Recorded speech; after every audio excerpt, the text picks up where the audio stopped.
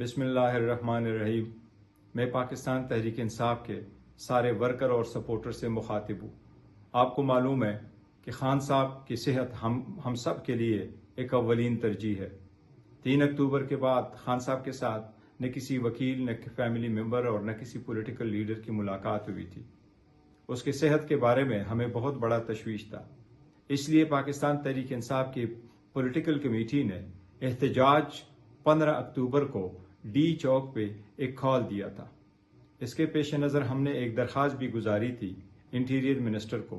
اس میں ہم نے درخواست کی تھی کہ ہماری پولیٹیکل لیڈرشپ کو یا ڈاکٹر کو یا فیملی ممبر کو ملنے کی اجازت دی جائے تاکہ اس خدشے کو ختم کیا جائے اور ہمارے ورکر اور سپورٹر میں جو تشویش پائی جاتی ہے ان کا اطمینان ہو سکے کہ خان صاحب کی صحت ٹھیک ہے۔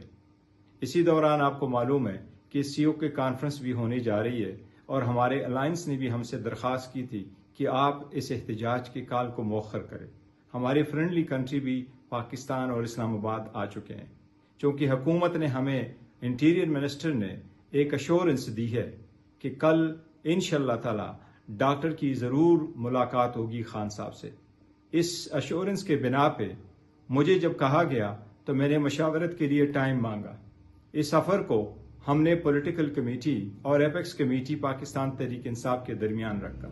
پاکستان تحریک انصاف کی قیادت اور پولیٹیکل کمیٹی نے یونانیمسلی اس بات کو قبول کیا اور اس کے پیش نظر ہم کل کے احتجاج کو مؤخر کرتے ہیں۔